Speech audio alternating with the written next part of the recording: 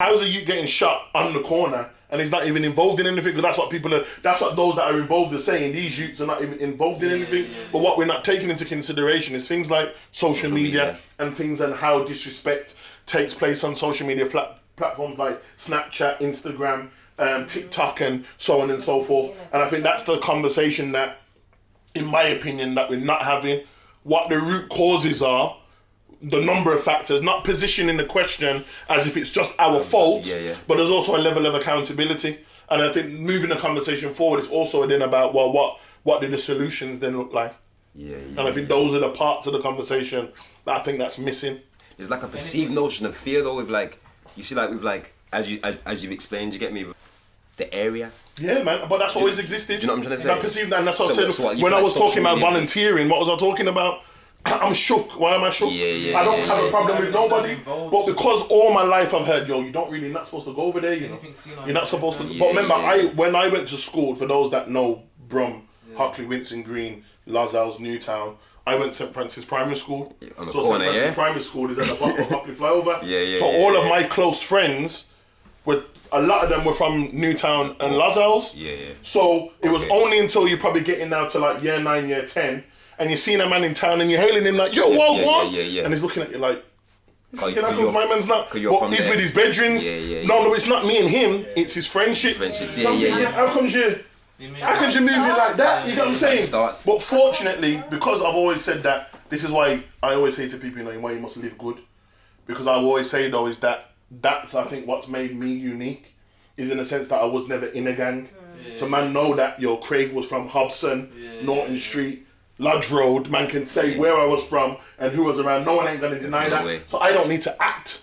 I don't need to say something that I wasn't, because certain man can confirm that I was part of that situation. But man will know though, Craig! That I was the one that had the dad that used to go on with himself. He run out of the house with his slippers on, or come out with his trainers and his foot back. I'm on a creasing like, yo, how did you guys do it like that on the roadside? And that's what I'm saying, like, I was Trey. You know what I'm saying? Because it's like, now you're about to do whatever, and my dad's now bust the corner and he's looking at me at the corner and I'm like, yo, bro, your dad's there, you know. You get it? Yo, bro, I just said your dad's there. And I'm there in my element swearing, going around the south, and I'm just like, yo, your dad's there, and he's just looking.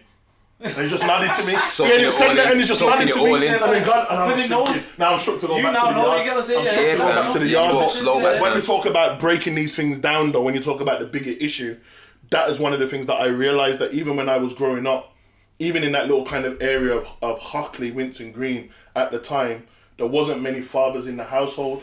So I was blessed and privileged to have that dad, even in that little cul-de-sac. I think it was only me and... I think it's me and probably 2 doors down are the only 2 houses that had a father in the household. And then obviously my bedroom's on the next road, and then the road down, and then the road down from then. So between Norton Street and Musgrave, when they used to talk about the M to the N, between that kind of, those particular roads, there weren't many fathers in those particular places. And again, a child that kind of grew up in that and had that opportunity. My dad was hot on diversionary activities. Again, that's what this is all about. So I went kickboxing, karate, swimming, Handsworth Leisure Centre, Hockley Port. That's where Jamelia and all of them kind of come from that. Family. So that kind of entity, everybody that knows that lived in that particular area. Also, Winson Green had a play centre, Smuggy, who remembers Benefit Street. You remember, what was it called? A paper cup man or something. What was it called? With the, is the washing powder? He was one of my first youth workers. So 50p man. So I'm letting you know right now, Smuggy, if you're watching this, he was one of my first youth workers. Because these men were in the community just doing stuff and helping out. So that's what I'm saying, that in that community, I think that's another thing, there was an element of community. Everybody was looking out for each other. Everybody was kind of ensuring, and that's what I'm saying. Whereas my dad could bad up one of my bedrooms, it's not the same now. My dad badding up a youth now. A youth might want to all box my dad in his face. You get what I'm saying? And all of these things, and man will be disrespectful. Like I've heard people say to old people, like, shut up, big woman, and them things there. Like them things weren't heard of when we was growing up. Like if that ever got back to your people, that you was ranked to Mrs. or Auntie or something up the road, come on, fam. It's curtains, fam. But the parents will back their children over everything now more. Nah. If my youth's wrong, man, he's wrong. He's wrong. But you see what I've noticed lately, a lot of gang members suffer with PTSD. And it's like, my daughter's dad, he was part of a gang, and the trauma that he's been through, being part of a gang, it's affected his everyday living. You can't go certain places, and then it also affects me being with him, because now I can't go certain places. So it puts us in a whole bracket where we're limited. So then it affects the generations going down. It just affects and gets worse and worse. But when it comes to talking about certain topics, he's very passionate, because certain times he can't express himself around the mandem or whatnot. So when it's one-to-one talking to him, it's like he expresses himself fully, because it's affected him. Like, he'll walk down the road and he'll be looking around because he's thinking, yo, it might be a madness. This just popped off the other day, so now I have to walk carefully. It's just raw. It's crazy, and it's only getting worse. And I think that's why we need to have better conversations about mental health. Definitely. And how us as a community need to benefit from mental health services, therapy, counselling. And why? Because that also links to our intergenerational trauma as well. I think these are the things that we don't really like to talk about. I'm talking about intergenerational trauma, that a lot of our issues are being passed down from generation to generation. You know, just think of how our parents dealt with us from a discipline perspective. You know, like, you know, I love my grandparents, but why some of them stories growing up, it's a mad thing still. To the point now where we might joke about them now, but that's trauma. You know what I'm saying? It's trauma. Like, you know, like me and my cousins, and we could talk. They were watching this and don't know exactly what incident I'm referring to. That I'll never forget. All I'll just say is the hanger. You know what I'm saying? But that situation there has never left my mind. And at the time we were giggling and laughing because I wasn't the one that got licked. It was one of the ones where I had to hold my sister, like, no, to the point where, so we couldn't laugh, so that man couldn't hear what one. It was one of those ones like, yo, but when you think about it, was that madness? And it's those situations when we talk about intergenerational trauma, because something happened to them, and because of their fear and anxiety, they pass that down to our parents, and because of their fear and anxiety about things, they put that on us. So a lot of our fear and anxieties are based on something that are being passed down to us. And I think it's important that we understand that. So when we're talking about surviving in the context that we're living in right now, we know that those traumatic experiences ultimately rewire the brain, doesn't it? Of course. And of course. I would always say that in order for a person to move forward, they need to have therapy. They need to go through those things. Definitely. And no matter how much love you give someone, no matter how much kind of experiences you might kind of share positively with someone, they need to address that trauma. I want to know, how do you think that we change like thought patterns and so on? Because like I think it goes for all of us, and maybe a large demographic of like our viewers as well. We all come from that Windrush. You know what I'm trying to say? And I've actually watched you like connect the Windrush to like the obsolete, because remember you saying they come with like, we came with trades. Do you know what I'm trying to say? And then a shift of technology, so now we don't need tradesmen, we don't need hands, we've got machines. And then I've seen you link that to us scaring our children. I don't remember how you did it, but it was nice. You know what I'm trying to say? But so how do we change the thought patterns? How do we? I think one of the things is about, because you know, you're the only person. Like, sorry, bro. You're the only person. You're the only Craig I know. Does that make sense? Like, and obviously, what's your company? It's the only company of its kind countrywide. So like, how do we change thought patterns without Craig? Like, do you know what I'm trying to say? I think part of it is about standing on people like myself's shoulders, because actually there's a lot of people in the community that are doing this particular work, and brilliant individuals doing the work. Amazing. And that's why that's why I rate these platforms, because that's what these platforms do. It introduces a new viewer in the community that probably seen man about, but didn't even realise, yo, this is what man does. So the next time I'm out and about now, and my mum's like, why? My son I gone through it. You know, my grandson or my granddaughter's going through it. Can you get what I'm saying? And I think to your question, we need to become more vulnerable about talking about our fears and our traumas.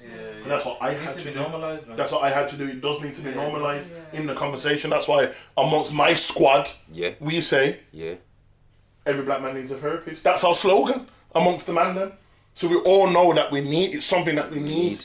Even though it was a point where, when I first did my ever therapy session, I remember it like big up yourself, Clancy. I say she saved my life.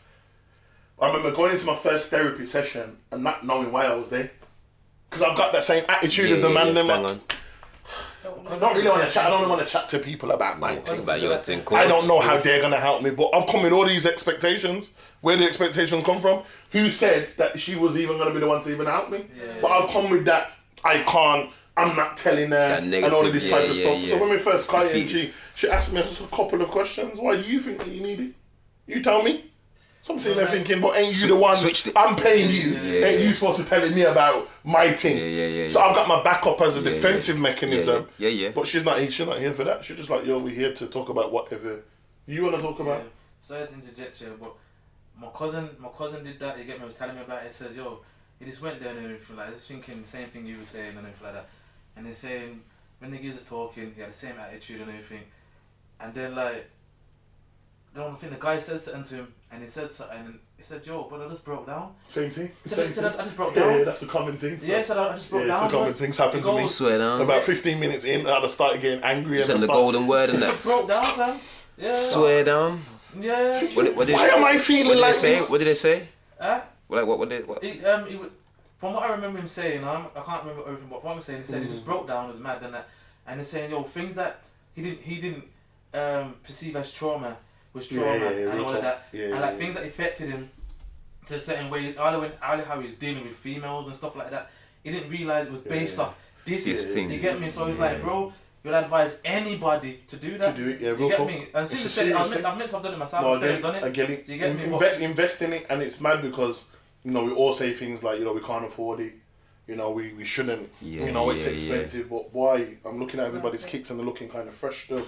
You get what I'm saying? So, you know what I'm saying? Like, and I'm not saying that because there are going to be people that watch this that generally can't afford it. But there are organisations that are out there that help provide therapy and counselling.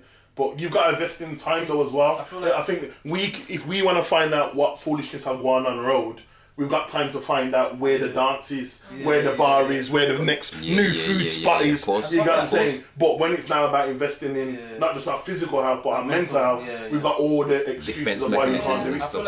I feel like one of the things as well, where it's probably not out there as much, even though it's really out there, is that it's what people are pushing in it.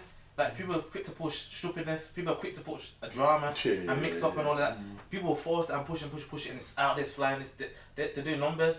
But then when it comes to things like this, you've got one in a few that are pushing it, and I just feel like people need to showcase and push these things a lot more than we really are doing it, because 100. like you're saying, you need to normalise it. It's not being normalised the way it should be. Do you get what I'm saying? But like you said, it's mental health and it's a serious thing, and it's worse than ever before right now. And it's getting, the ages that it's happening, it's getting younger and younger and younger. At early ages, at stages, you used to go through things that shouldn't be going through at the age they're going through. And I think like COVID-19 has just exacerbated all of the problems and issues. Even us as adults, we're like, yo, it was kind of a stress thing. Cause like my vintage gym, you get what I'm saying? Like, you get me? I call my barber the counsellor. You get me? Shout out Anton. You get what I'm saying? So like when you don't have those access to those types of people now, you're like, bro, you feel lonely, bro. You get me? You're just thinking like, yo, but I'm nice though. That's what I'm saying. So I'm nice, but I don't feel nice. Everything else in the world's nice. Like financially, I'm okay. But my life's all right. You get it? Like I got my youths, I got my family, everything's all right. But why do I feel that kind of sense of loneliness? It's because individual has their own vices and their own vents, and when those things get shut down, you don't realise the psychological impact it has. So imagine with what you just said now, you've got you've got some of the sisters in our community that are dealing with their issues before COVID, and all COVID has done is exacerbating that. That's why you see the madness on COVID night now. Are you not looking on social media and seeing what people's doing? People are whining and whining with themselves. I mean, you see outside. You see outside, bro. When you come, yo, you reach, fam. Come on, it's live, bro. It's madness still. It's mad because obviously we've said, and the traumas and things like that. People seek things without realising they're seeking it and find it elsewhere, or abuse their pain, use their pain and abuse it on others. When they say hurting people hurt people, yeah, do you get what I'm saying? It's just crazy, man. Like definitely, I love what you're doing, and even all the other men them that I'm aware that do things very similar because you've worked with them and you've done lectures on their thing and everything like that. I've seen. I just think we need more of it, and I just feel like everyone out there push this a lot more because we all going through a madness. Well, say the name of your company then. Say the name of your company. So Solve the Centrifuge Violence and Conflict. So ultimately we're a national organisation that provide training and consultancy for companies and organisations in this space around responding. So you train the frontline professionals. Yeah, so I train those because I got to a place where rather than me working with 15 man, then what if I can work with 1,500 people? Because then the reach of engaging with youths nationally through my message is more important. So those youths that are coming through like, yo, I want to do what you was doing at Oakland's, and it was mad because even yesterday I was delivering something on behalf of Coventry City Council, and it was organisations from different parts of the Midlands, and I seen one of my youths from Oakland's. That's a youth worker at a youth centre, and you know when you just look at the pictures on Zoom, and I literally stopped my presentation, and I just was like, yo, come on, you're probably watching this right now, proud of you, my youth. And I just seen that, and I thought to myself, you know what? So I had to get his number. So I phoned him at the end of it now, and I'm just like, yo, like, he's married, he's got a little youth now, and where he's working now, he said to me, he goes, yo, I want to make my centre just like Oakland's. And I said to him, yo, you know, you say I make a dark skin. Oh, you me, man. But that shows the fruits of the labour, though. But sometimes we don't see the reward. You know, we're doing the work, and as I said, I remember them days where I'm looking at her mother and she's just bawling. Like, I never forget, a few years ago, I was talking to her mother, and, you know, one of the youths then that is out there doing his thing. He knows when you'll be watching this that I'm referring to him. And his mum, you know, she took off her hat and she said, Craig, look at my hair, it's dropping out. Because I'm so worried about this youth, and it's probably better he's in jail than he is on the outside. You get what I'm saying? And that's how real the conversations are. Yeah, it gets like that. That the stress that the youth them are putting on their parents. So those that are watching these particular platforms, I think that's also the level of conversation that we're not really having as well.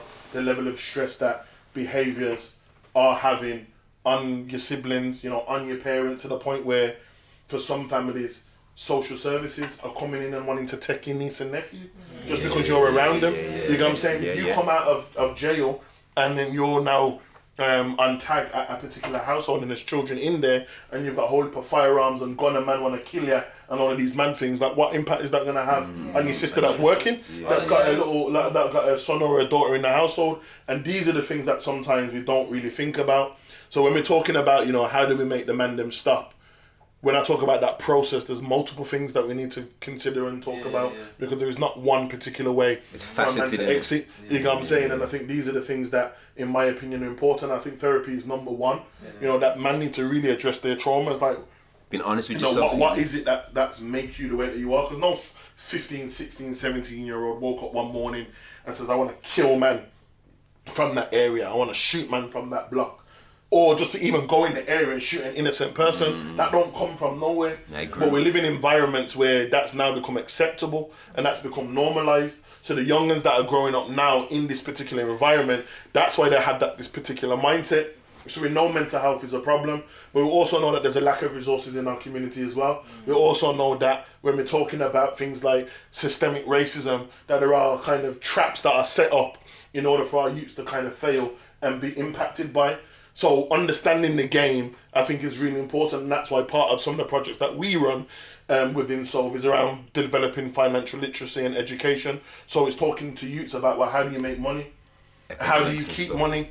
What does investments look like? What does credit look like? What does bank cards look like? Because I recognise that it's not just about telling you about the dangers, because to an extent you don't understand what the dangers are, but how can we get you, man, to move forward in business and entrepreneurship? Economics. Ask me how, is what I say to the man them. So if I'm showing you that I've got a rollie on my wrist now, then how did I get that rollie? I got it legitimate and I did it through this and this. All of the man them will be a testament to this, that one of the things I talk to the youth them about is travelling. You know I love to jump on a plane. And I say to them all the time, if you're not going to go to a club and spend that amount of money and then not remember what you've done the night before, if you spend that £1,000, you can go Africa. You know, countries you can go to in Africa and live luxury when you with the like things that you're doing. And it's only until like this year you have to break things down. And this is my point, that we can't just keep preaching at the youths. We can't just keep telling them this is what's happening and this is why you shouldn't do what you're doing. We have to show and prove. And I think for me, that's what makes me unique in the work that I do, because I want to sit down with you and show you this is how you get it. So if you want to know how to get 5 bags legit, that's how we got it. If you want to see how you want to get 10 bags legit, this is how we got it. If you want a nice car, you want a nice watch, or if you're into those things or not, but this is how we got it. And if I don't have it, I know man them that can. So I know man them that are entrepreneurs. I know man that are millionaires. I know man that, and all I do is say, yo, there's a little youth that's been chatting to me and he wants to know about how. Chat to my man. You get what I'm saying? Because the love that I have for them and the love that I show to them is reciprocated in a sense that a youth then that wants to know this information, I can say, yo, you can chat to a man. And then I've done my job. And that's what we need to do. Bridge do the different. gap. Stop just preaching and telling the youths them come off road. Show them how they can come off road. So if you yourself ain't at a place where you can show the youths them something, then the lip service thing only going to bring you so far. And that's what Malcolm X used to always say: show and prove. Yeah. So you answered for me perfectly. Because I was going to say to you, you spoke mad highly of like your mentors, and I just kept thinking to myself, why? Well, you know my mentors. You know what I'm trying to say? So I was thinking like, they came late, bro. I didn't have many, and there might be boys, but I was lucky too, cause like grandma and them institutions. You get me? So for those that don't have mentors like Dr. Martin Glynn, you speak about Carlton Hauser. You get me? Plug your thing, come on. And it's like, if you don't get that, if you don't have that, I was thinking, what did they do? But then they've got your company. You get me? Yeah. But then before your company though, what else? You know what I'm trying to say? Like before they find you, like what else? What if you ain't got a mentor and you like, it's like, yo, what else is there? Like, and I think people misunderstand what mentorship is. All it is guidance from someone that knows a little bit more than you. That's all that mentorship is. So if I'm bestowing information upon you that I know that's realistic, we also have to bear that one in mind as well. So that's why I'm saying when I'm chatting to the youths, it's all going to be telling them to come off road, but if I can't show them something, you know what I'm saying? But you need to also understand the struggle. So some of the men that have come out of jail, that want to, I want to do the youth work thing, I want to do what you're doing, but you have to also see the struggle. That means you're only going to probably get about £50 an hour, and I'm not even bumping you. But that's the reality of how much it was when I first started. So you have to understand the journey. So what a lot of people want is the success, but they don't want to do the grind. Like, people forget that I've done years of education. Yes. People forget I've sacrificed my family to be able to do the thing that I'm doing. Like, when man them are doing everything that they're doing, I'm just like, boy, I can't roll. I have to stay in my yard and rare. So now, when I'm able to do that, everyone's just like, how are you dissing, saying that you're that at the same time? And what they're not understanding is the grind. If I'm talking like, yo, from 2005 up until 2012 to get my education to a place just to kind of unwrite all of the things that I've done wrong so many years ago, I'm now having to kind of play catch up. And when people say to me, you know, is there anything that you regret when you grow up? I said, nah, because if I feel like if anything was rewritten back then, it wouldn't be what it is right now. So I needed to go through leaving school with no GCSEs to working in a warehouse with my brother, thinking this is some dead job. I needed to work, you know, I needed to play basketball to have the opportunity to work with youths, to then realise that my skills are transferable. So everything happened ultimately for a reason. It was written. So when people say, you know, what advice would you give to your younger self? There's not much advice I would give. I'd be like, just keep doing what you're doing and trust the process, because that's what ultimately greatness, what ultimately that leads to. And when we're talking about success, when we're talking about getting the youths them off road, we need to talk more about finance. We need to talk more about economics. We need to talk better about politics. We also need to talk about mental health. We also need to talk about that spiritual warfare that enough of us are going through, because we need to start having these better conversations. Because again, we can talk about what rappers doing this or what's happening in America between these celebrities and all kind of madness. We can have those conversations, and like you said, it's what people are pushing. Well, who amongst us are pushing those positive things in our community? Like, yo, man, them should need mental health store. Man should revisit that. Man should do this, or the sisters should be doing that and doing this, because ultimately what we're not doing, in my opinion, is having better conversations with each other. And that's why a lot of our relationships break down, because we're not having better conversations. And all of us, to an extent, are guilty of something along our journeys, but we're not having better conversations about what each other want. And when you look at different communities, they're having these conversations with each other. And I think it's about, you know, we kind of put each other on these kind of imaginary pedestals that are not achievable. So it just kind of ends up in a situation where a lot of us are just alone. You get what I'm saying? And sometimes we need to have better conversations about, well, what does family look like? So if you're talking about family, it becomes really important. And that's why you asked me a question off camera, but I think it's important that when we talk about kind of the generations, I think one of the things that we don't talk about is about generational wealth. And death. We don't talk about death enough. What's going to happen when we die? And I think these are the things that I think are really important. Like, if one of our people in the community was to drop out right now, what do we do? If your parents was to drop out right now, what do you do? We don't talk about because there's a level of stress that comes with that. One, you're grieving the fact that your loved one's just gone, but where does the money come from to deal with the situation? And if those things are not in place, it then becomes a stress and a burden. So now that I've got my brother now, and I'm looking at you like, yo, bruv, like, how can you tell me you don't have no money? How are you telling me you don't have no money and I see you doing, and you're like, bruv, how are you watching my thing? And so we're now having beef as brothers to deal with mum, dad, auntie, and uncle because something went sorted with mum, dad, auntie, and uncle. So we need to have better conversations. So that's why I'm saying things like your will, trust. These are the things that we're on. So when we're talking about that financial education, when I'm doing my work is for my children and my children's children. It's not just about me. And we have to develop that mindset. And I think we're the only ones that are not having these conversations. And that's what I mean by we need to move the conversation forward. Because we can talk about roads. We can talk about what people are doing positively. But how do we move the conversation forward where we get ourselves into a place where we're like, you know what? You see that building there? We've got enough P amongst us. Let's buy it. Let's buy it. And until we're having those conversations, we're just going to find ourselves running around the bush. And there is many of us in the community that do think like that and have that kind of idea. It's about how do we kind of connect that to all of us on a bigger scale, that we're working for each other, we're supporting with each other. And that's why when I started my organisation, that's why one of the biggest things that I wanted to push. I wanted to make sure I support my own. I want to give myself the own situation. Like even to the point now where, you know, I'm going into like social housing for care leavers. That's one of my next business ventures that I'm now going into. And I got my dad working in there. What's that? What you going into? So housing for for care leavers, post 16. So no children that leave that leave social services, providing housing for those individuals. Sick. Because one of the things that's important is about business. So a lot of people probably see me with things and probably think, how are you being able to? So now the youth work don't pay this. You know what I'm saying? Like, come on, I'm an entrepreneur. I got my fingers in a bit of different whatever. Because again, I'm thinking about my children's children. I want to get to a point where my youth's like, yo, dad, I want to go to university. I'm like, don't worry about debt and fees. You're nice on. You get what I'm saying? I want to be in that type of situation. And for whatever reason I drop out, I already know that they're nice right now. You get what I'm saying? So these are the things that I'm now thinking about. These are the things that I'm now thinking about that I can honestly say I wasn't thinking about before. I was not thinking about these things before. But you have to connect yourself to individuals that think like that because we have to level up, fam. Yeah. We all have to level up. We have to get to a place where we're leveling up to a place where we're like, you know what? This is the movement and this is what it is. So when I'm talking to you about death, I don't want to be morbid, but I'm just trying to get you to know that for whatever reason, let's just say worst case scenario, mummy doesn't have to deal with the burden because she's got her own bills that she has to worry about. And how many of our parents now are burying their children? How many GoFundMe pages? And it hurts my heart when I see it on Facebook. Someone's died.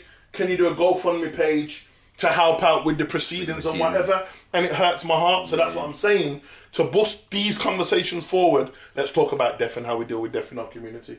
Let's talk about mental health. Let's talk about financial wealth. Let's talk about generational wealth. Let's talk about how we can mobilise better to ensure that certain things are happening. And those individuals that are out in the field doing the right thing, you connect with those individuals. Because I'm not with this kind of philosophy that I don't trust nobody. Because some of the biggest people that I've trusted and gone into business with are complete strangers. You get what I'm saying? So this idea about no new friends, you stay doing that. Because the friends that I don't know and that I'm just getting to know are the ones that like, yeah, let's do it and let's make things flip from that particular moment. So we also have to change the mindset, is what you're talking about earlier. We need to normalise these conversations because everybody's doing it but us. Bro, you coming back to have these conversations with us? Bro, come on, man. We're family now. I get it, fam. Part 2, part 3, part 4. You're saying everyone needs to find someone, you get me? The next one needs to just be about financial. Straight away. We do that. Because it's as I said, these are things that, as I'm getting older, I'm becoming more passionate about. So if you actually watch my journey, you notice my conversations are changing. Yeah. They're changing because I'm in a place now where I'm like, you know what, I'm maturing. Yeah, I'm not perfect. I'm not the man that knows everything. I'm still learning. But I'm also looking at things like, all right, if this is the state of our community, what are the things that are going to get us out of these situations so that we can help? So I want to create opportunities for the man them. But if you mess up, fam, it's on you. Yeah. And this is something I said out the other day. I was on Snapchat and I must have said to the man them that, yo, everybody wants to bring in. Man, yo, bring me in, fam. Bring me in, fam. I'm saying, yo, but the bringing means you're going to have to work. I'm on the motorway sometimes at 5, 6 o'clock in the morning just to get somewhere for 9 o'clock. Are you on that? Are you on travelling all day just to do 1 hour, 2 hours? But these are the things. So most man that will see me when I'm probably snapping, man, it's like, yo, how come you're just on the motorway in different parts of the country? Because that's what it requires in order to get what it is. So when you want to bring in, fam, this ain't no kickstart thing. This ain't no free giveaway, free opportunity to volunteer. No, we get into work. And if we have to start as we mean to end, that this is what I want as an outcome. I want us to be successful. I want us to be geniuses. When we're using the term, success matters amongst our people, and we're talking about, Black Lives Matter and all of these things. It's much wider than the context of responding to the system. What it also is about is, well, how do we get to a particular place? And that's what Black excellence is ultimately about. And that's where we're trying to level up to. So for me, that's the frequency I'm saying to use the conversation that I want to take forward. Because you know the story now. You know what I'm about. You know what I've done. You know what happening. But what you should be saying now is, okay, how do we move forward with the money thing? What is your ideas about how we can get our youths into mental health spaces where they can talk? How do we start really having those conversations about what you're doing with your money? Because if this platform don't have a bigger office next year, then I'm like, wow, what are you like doing? You get what I'm saying? Like, what's the level? Like, how are you putting money in your pocket? Have you sat down and thought about what the plan looks like? Have you thought about, okay, well, this is how we're going to market this thing? You get what I'm saying? But if you ain't thinking on those levels and you're not connecting with man on that level, I know I just gave people some free game here. So, you get what I'm saying? So, but you need to be thinking about how do you diversify you one, because we're not here forever, fam. We're just flesh and bones, bro. So how are you going to diversify your thing? And that's what it is. So anybody that sees me on the road knows that if I've got time, I'll chat to you still. But if I'm eating food, just don't run up on me. Other than that, though, I'm good. You know what I'm saying? Knowing the kind of questions you want to hear, fam, I just want to know, like, obviously, fam, you hollered me, put little sauce on my thing. You get me? You always show love to man anyway, showing love. Yo, the brothers. Remember, I was saying, yo, my man showing mad love to the podcast. You get me? But obviously, you asked me, you get me? Like, yo, come on, you get me? It took me a while to holler back, because I was thinking, rare.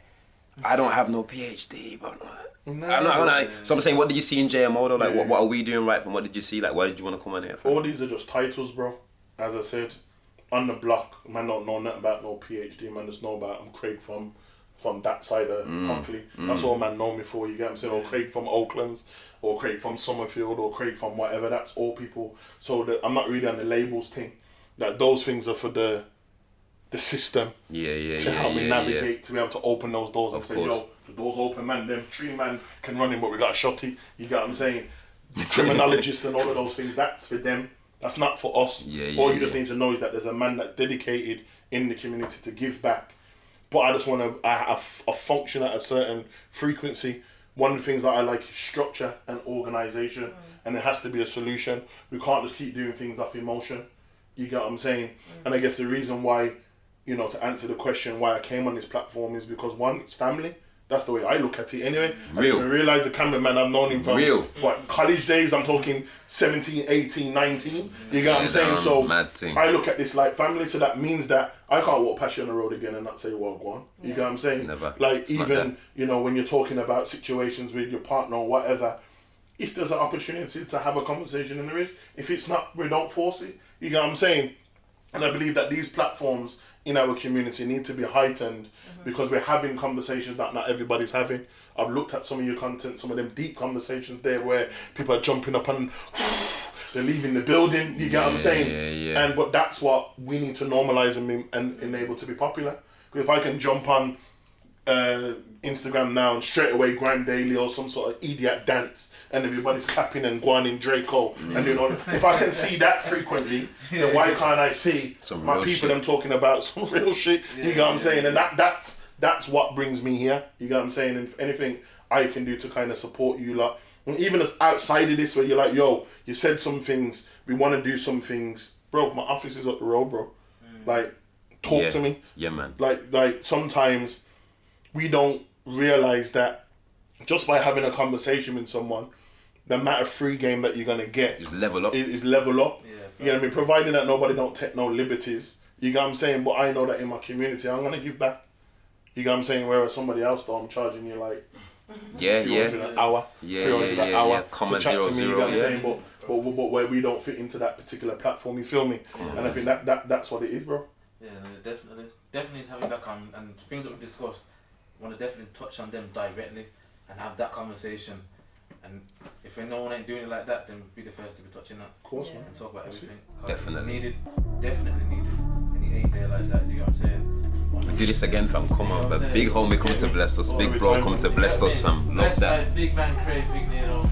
So like, yeah, man. I hope everyone enjoyed that. Stay tuned for the next one. Craig will be back. We'll be having some serious discussions. Yeah.